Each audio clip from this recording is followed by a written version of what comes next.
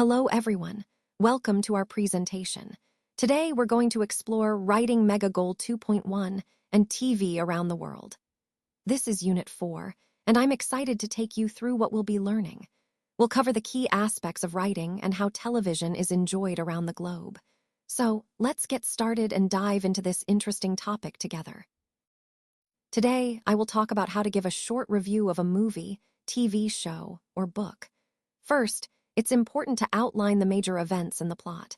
This helps your audience understand the story's main points without giving away everything. Next, we look at some questions you might ask when reviewing a TV film. These questions can guide your thoughts and make your review more engaging. We also want to focus on using information from the review effectively. That means writing clearly, asking the right questions, and providing answers that show your understanding. Our lesson objectives for this part are to find key information in a review, write a clear summary, and answer questions confidently. By mastering these steps, you'll be able to create a concise and interesting review that connects with your overall presentation theme. Remember, the goal is to make your review informative and engaging, so practice highlighting the most important concepts naturally and conversationally. Let's take a closer look at the key elements that define a film. First, we have the director, who is essentially the creative visionary behind the project, guiding the overall style and tone.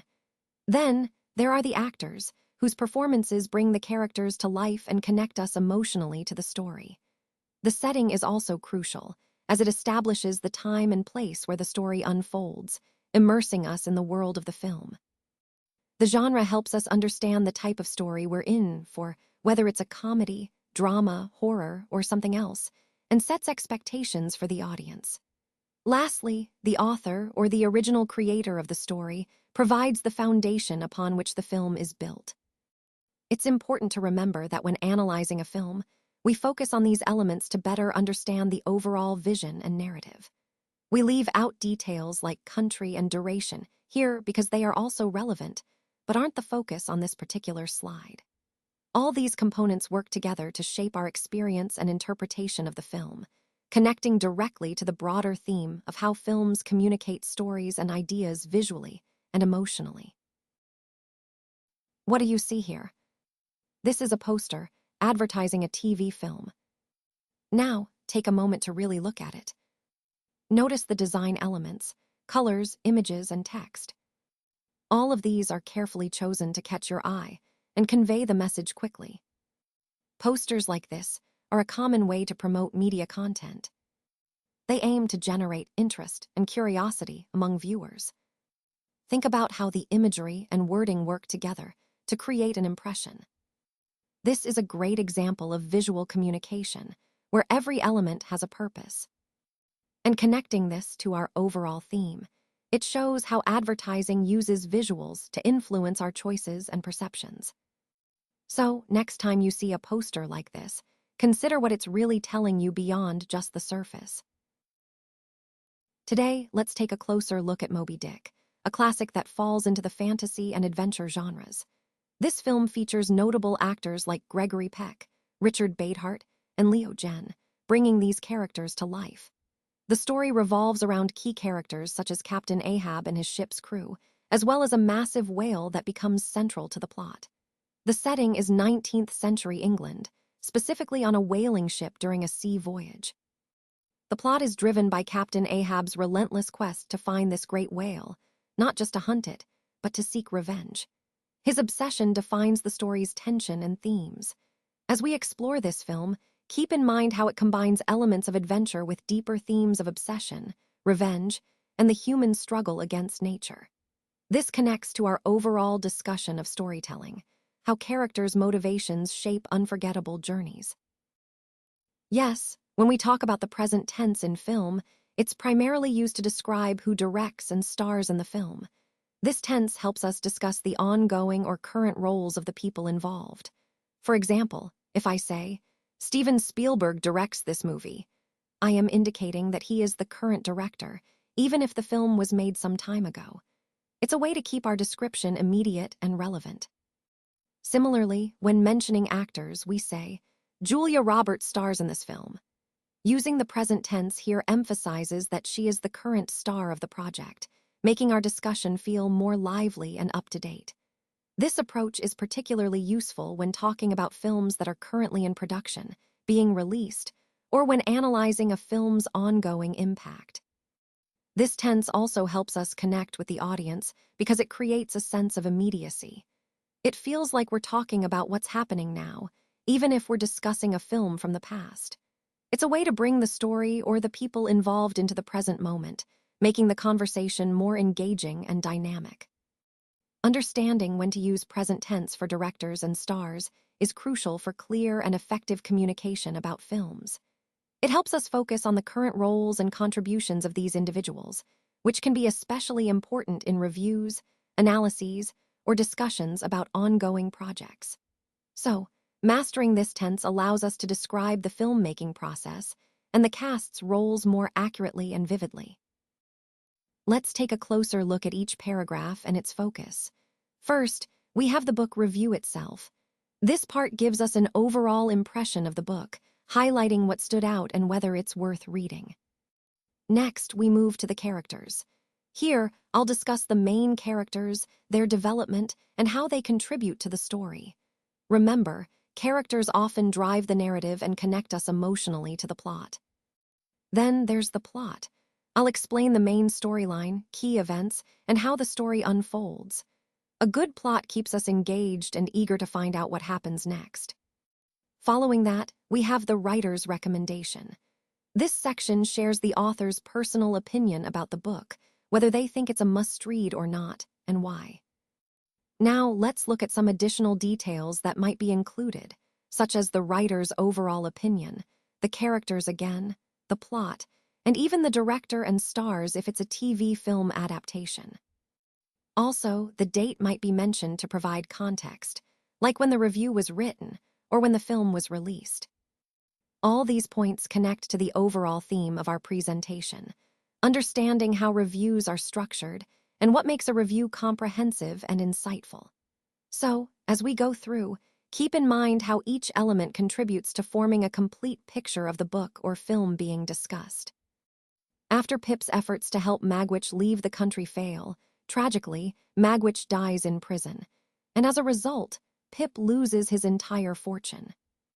This turn of events highlights the risks and the harsh realities of their situation.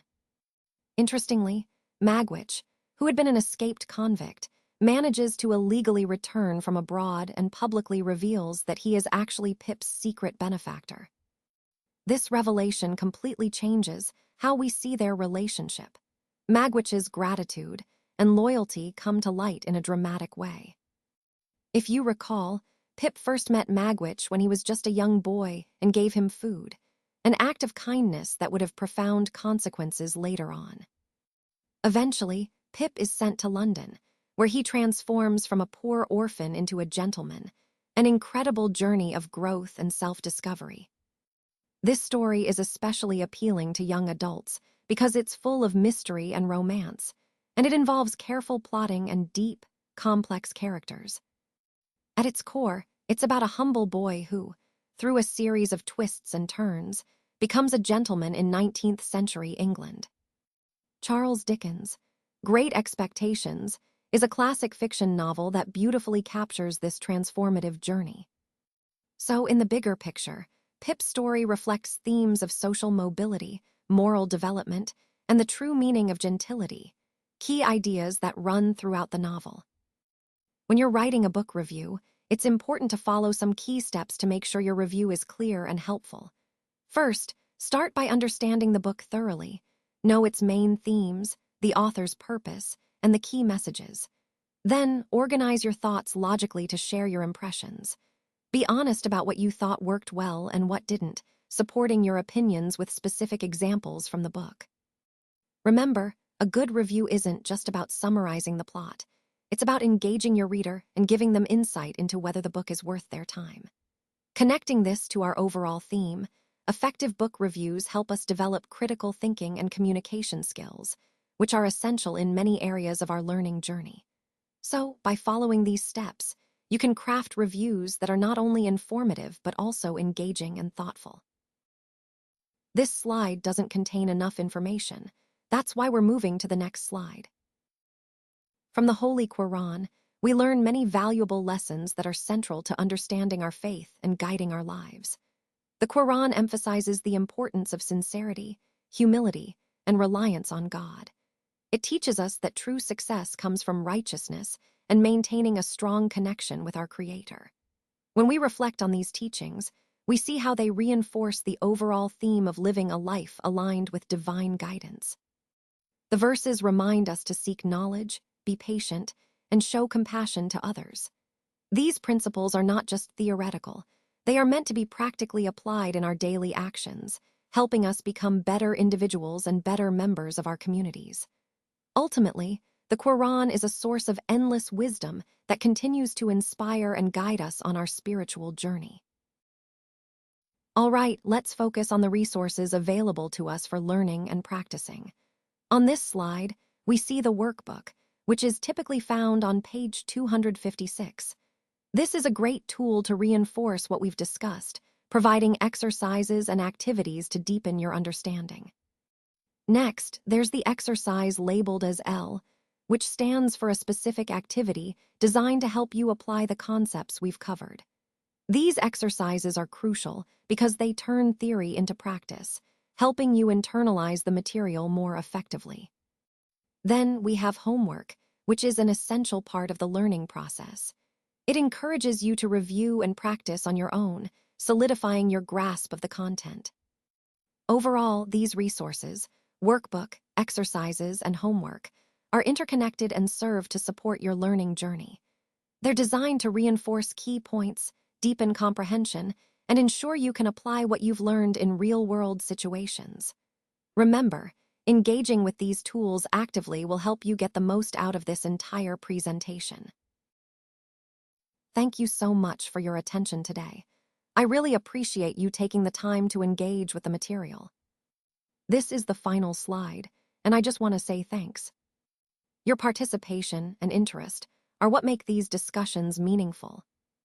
Remember, all the concepts we've covered are designed to help you understand the bigger picture and apply these ideas effectively. If you have any questions or want to dive deeper into any topic, feel free to reach out. Thanks again for being such an attentive audience, and I look forward to connecting with you further in the future.